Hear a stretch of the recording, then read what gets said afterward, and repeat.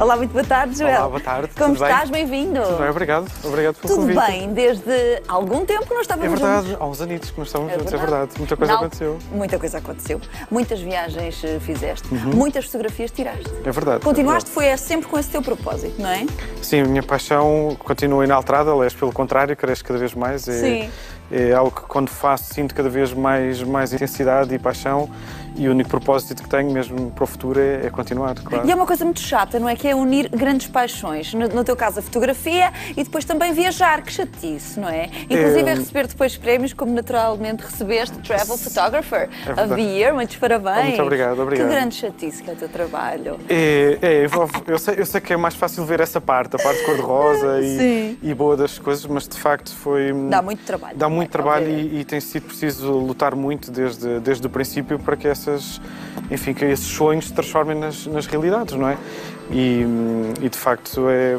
Mas pronto, tem sido gratificante, mas... E um crescimento sempre muito coerente, porque tens mantido sempre a qualidade de tudo aquilo que fazes e sempre também a evoluir, por isso muitos parabéns. Obrigado, não é? obrigado. Destas sim. tuas viagens, na altura quando estiveste aqui no Mais Mulher, não sei se recordam, um livro também fantástico, aproveitamos também para, obviamente, voltar a referir. Obrigado. Olha, faz parte dos livros de fotografia que tenho lá em casa, é muito, muito bonito mesmo e é maravilhoso. Sobretudo, recordo-me estarmos a falar sobre esta imagem, este momento. Exatamente. Não foi na Índia? Foi na Índia, exatamente. Em Jaipur, exatamente. Já na tua viagem. Este livro que foi um sucesso, portanto, que te... Entrou agora na 9ª edição, já era desde Nona edição já? Já era na terceira o livro mais vendido sempre em Portugal. Então, desde então vieram mais 6 edições e eu tenho a agradecer, obviamente, e em primeiro lugar aos leitores, obviamente, que são os que depositam confiança e decidem adquirir o livro. Até porque é muito mais do que fotografia, são emoções, não é? São emoções que tu apresentas. E continuaste por aí fora, portanto, Índia, etc. Mas estiveste em tantos outros sítios, como naturalmente nos vais contar, Etiópia, Gana, Mongólia Ocidental, conta-me tudo. Enfim, desde 2011 aconteceu mesmo muita coisa, mas sobretudo nestes 2 últimos anos, eu creio que de facto as viagens ou expedições mais marcantes foram da Mongólia, em primeiro lugar, que aconteceu em 2015, onde nessa viagem fui tentar documentar pela primeira vez uma migração nómada cazaque durante o período de verão. Portanto, nunca tinha sido feito, havia um repórter da BBC que tinha feito algo no inverno, mas com uma família conhecida, e eu procurei alguém anónimo. Desconhecido, anónimo? Exatamente. E então durante vários dias fiz 150 km, esta é a parte menos cor-de-rosa, 150 km a pé por montanhas e por estes sítios incríveis, não exatamente nesta parte que estamos agora aqui a ver, mas no mesmo país. Incrível. E pronto, todos os dias eu e um amigo, Francisco, que me ajudou nesta expedição e que fez parte dela também, só tínhamos uma garrafa de água por dia, tínhamos que fazer 35, 40 km, mas enquanto eles andavam a cavalo, nós fizemos-lo a pé, atravessando estas montanhas que vocês estão aqui a ver. Recuemos um bocadinho para explicarmos às pessoas lá para casa que realidade é esta. Porque, primeiro, é uma realidade que toda ela é, quer dizer, fotogénica, cinematográfica, já de si, não é? Portanto, é muito apelativa, sim, não é? Do ponto de vista visual. Isto é um regresso, é uma viagem no tempo, porque na verdade todos nós, algures nas nossas somos nómadas, não é? E a vida que levamos atualmente é sedentária, fixada ou fixa num determinado ponto. E estas pessoas continuam a viver a vida da forma como ela era, de uma forma nómada, vivendo do gado e para o gado e seguindo os ritmos do gado. E é por isso que eles têm que permanentemente estar a mudar de localização à procura de paz. Obrigado. São maravilhosas. Explica-me também como é que as captas, não é? Ou seja, já na altura falámos sobre isso. Este senhor aqui tinha um momento muito especial. Uma experiência que estava a ter. Sim. Aqui a experiência é outra. Falas outra. De vidas humanas que estão, quer dizer, contra até as condições climatéricas e tudo, exatamente. Não é? É uma experiência espetacular. A primeira vez, sobretudo as vezes em que vou sozinho numa primeira abordagem, porque depois, como até na altura falámos, eu queria também expedições onde outras pessoas podem participar. Aliás, se alguém quiser participar numa expedição destas... É possível irmos contigo? Podem, sim. Já o fiz o ano passado e agora vou voltar a fazer em 2017, em setembro, Maravilha. mas a primeira abordagem é muito diferente, ou seja, as pessoas, no meu caso, nem nunca tinham estado com um estrangeiro, nunca tinham estado com ninguém de fora. E a primeira abordagem é muito engraçada, porque são pessoas que olham para nós e não percebem exatamente o que é que nós estamos ali a fazer. E é preciso ganhar um pouco a confiança claro, deles. para entrares, não exatamente. é? Seres aceite. E isto envolve as coisas mais estranhas que possas imaginar, desde jogos com bosta de vaca, onde é algo físico e muito rapaz, digamos assim, Sim. mas que permite entrar dentro do espírito. E ser aceite, não é? De exatamente, forma. Exatamente. Para que depois, quando eu lhes disse, olha, eu gostava de documentar aquilo que vocês estão aqui a fazer, aquilo que é o vosso modo de vida, eles já não me vejam como uma espécie de, enfim, anexo que anda atrás deles. Aliás, eles só nos levaram a sério depois do primeiro dia, depois de verem que nós aguentávamos fazer as provas todas, exatamente, não é? Aqueles 30 km a pé, com 12 kg às costas, por montanhas. A partir daí eles levaram a sério e os dias seguintes dormimos com eles, partilhámos refeições com eles e surge uma confiança e na verdade, uma ligação pessoal que é quase inexplicável. Joel, é uma expedição de vida. É, completamente. O que é que comiam? Paravam depois à noite então para dormir um pouco? Muito à base daquilo que são os produtos deles, que são laticínios, carne seca, que depois é cozinhada, preparada.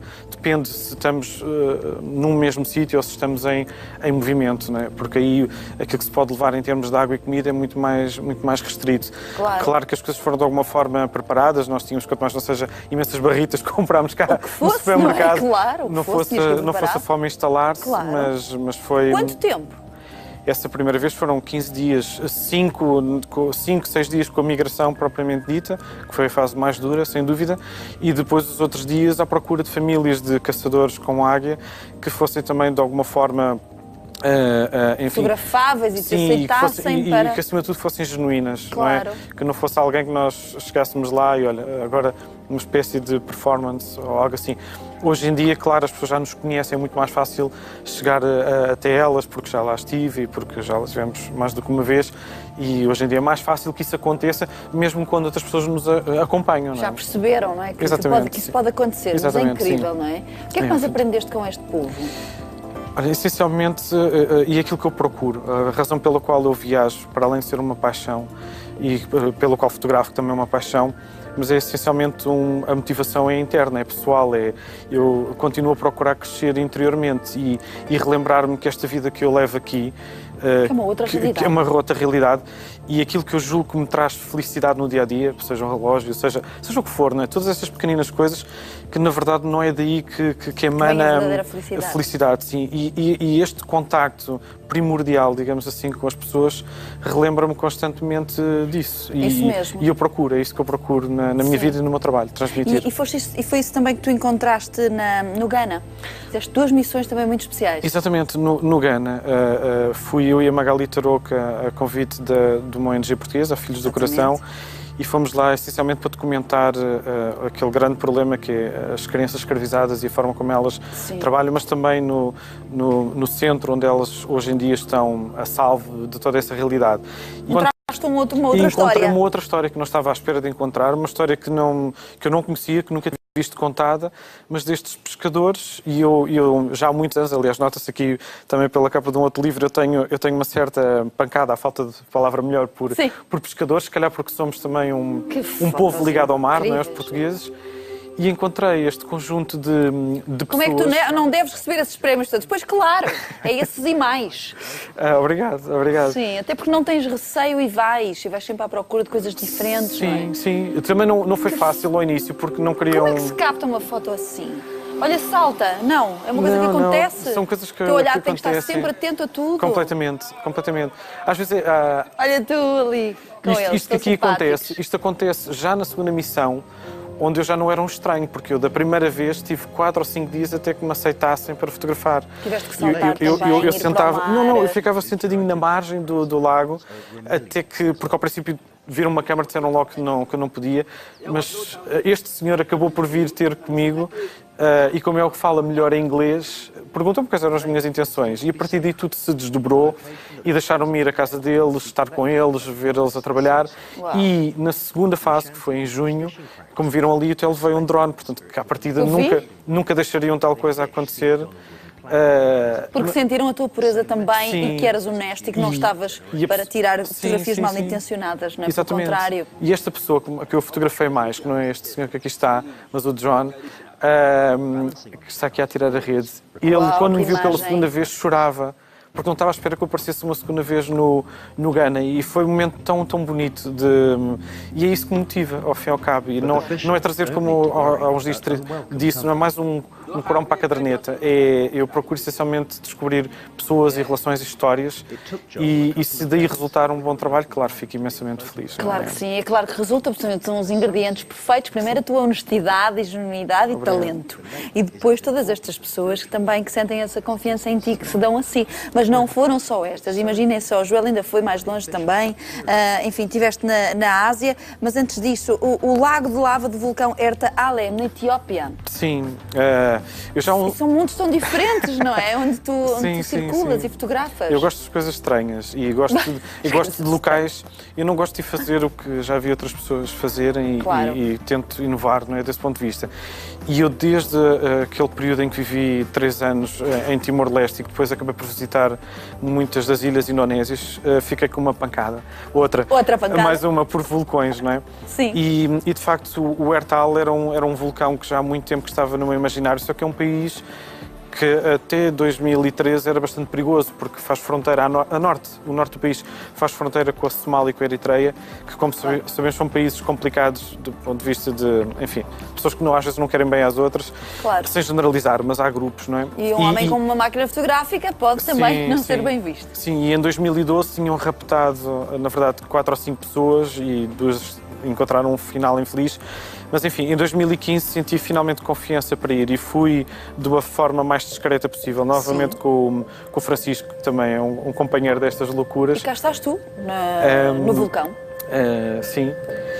Estas imagens são retiradas pelo teu amigo Francisco? Ou andas sempre... São todas minhas. São todas tuas com o teu drone? Todas. Tu levas a máquina fotográfica, o que é que não falta? Máquina fotográfica, eu pareço mais de Natal. A bateria não pode faltar, não é? Não. O drone... Até aqui não há onde carregar, às vezes. Como é que tu fazes? Tem que levar muitas baterias.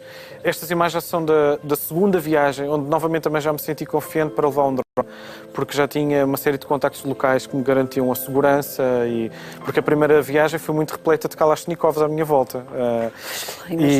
Mas esta segunda não, foi bem mais pacífica. Essas imagens são incríveis, João. E pronto, acabei por documentar aquilo que já tinha feito de baixo, que esta profissão é incrível, que são pessoas que trabalham num deserto de sal, entre os 35 e os 55 graus, é o sítio mais quente do planeta, a extrair blocos de sal para ganharem 200 euros no final do mês. Nós nem conseguimos imaginar isto. Qualquer pessoa que passe aqui 2 dias percebe a dureza. 2 dias, basta-lhe. Imaginem uma vida inteira, claro. Incrível. Ou seja, esta beleza que é incrível da natureza, não vou dizer que esconde, mas vive em uníssono com esta realidade muito complexa, que são as pessoas que, ao contrário de todas as probabilidades, vivem no sítio mais inóspito que uma pessoa possa imaginar. Não só é quente, como tem vulcões por baixo. O homem e as circunstâncias, não é? É incrível. Sim. Tu tens visto muito disso. Sim. Joel, muito pouco tempo. Avancemos só porque quero também que tu fales naturalmente também, é claro, a Ásia, China, Índia, Indonésia, Timor-Leste, como já nos falaste, mas Portugal. Portugal também merece teu olhar, não é? Completamente. Eu tenho uma ligação profunda, obviamente, porque nasci cá em Portugal, mas mesmo que não tivesse Sentirias que era fotogénico também? Sim, é um país muito especial. Nós muitas vezes não o valorizamos e vamos para o outro lado do mundo à procura de paisagens ou pessoas, mas nós temos muitas tradições por cá. Não desfazendo de todos os outros sítios do país, os Açores são uma pérola mundial em termos de natureza. Para mim está no top 5 dos locais mais incríveis que eu já vi. Serra da Estrela também, que estamos a ver. Serra da Estrela. Nós não somos um país das grandes paisagens. Nós não temos um Grand Canyon, por exemplo. Não temos. Não. Mas temos recantos que são realmente únicos. Únicos, exatamente. Não é? Como, por exemplo, não só a Serra da Estrela, mas como tu nos enuncias, passadiços do Rio Paiva. Sim, que apesar de ser uma estrutura humana, é uma estrutura humana que nos permite visitar um rio com uma proximidade de uma forma incrível e julgo que todos estes recantos estão ainda um pouco por documentar. E é um trabalho que eu tenho feito de forma afincada nos últimos 2, juntamente com a Magali Tarouca, e espero mais cedo ou mais tarde poder apresentar isto. Isto é uma espécie de enfim, E agora introdução... perguntar-te-iam, este é onde, não é? Muitos portugueses a perguntarem se isto é onde. Não parece Portugal, não é? Mas é Portugal, é Portugal. E que isto foi um bocadinho a transição do outono para o inverno. E eu que já fotografo aqui há pelo menos 15 anos, neste mesmo sítio, que é a nascente do Rio Zezer, já tinha há muitos anos na minha mente a vista de um mirador superior onde se percebia que de lado aquilo poderia dar um coração. E então, finalmente, quando pude voar por cima deste sítio, é impressionante. No inverno faz o desenho de um coração. Queria ver essa e vê-se imagem. Aqui, dá para ver agora, reparem, parecem artérias a percorrer e faz um coração perfeito. E eu julgo que a natureza tem estes caprichos e que estão à espera de ser... que éramos muito afetuosos agora, que estaria mesmo na natureza, da nossa natureza, isso é mesmo outra conversa. Meu querido Joel, fantástico que é de facto de poder da televisão, é termos sentados na nossa casa pessoas como tu, Obrigado. Que voam pelo mundo, que viajam pelo mundo, os sítios incríveis que já tiveste. Por favor, coloca isto também em livro para poderes partilhar com todos nós, obviamente. Sim. Mas depois é este poder, não é? Continua a televisão a ter este espaço de podermos contar na primeira voz, revelar-te eu que agradeço o convite. Pois é, tudo nosso, é o que faz sentido. Muito obrigada, Joel. Continua também a defender o nosso lindo país, não é? Claro, com todas as forças. E tudo bom para o programa, para ti, para Muito obrigada. todos os convidados. Contamos contigo sempre aqui. Um grande beijinho. Obrigado, um beijinho. Obrigado.